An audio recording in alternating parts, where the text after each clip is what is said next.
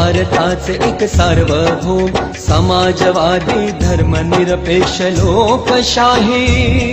गणराज्य घडवण्याचा त्याच्या सर्व नागरिकास सामाजिक आर्थिक व राजनैतिक न्याय विचार अभिव्यक्ती विश्वास श्रद्धा व उपासना यांचे स्वातंत्र्य दर्जाची व संधीची समानता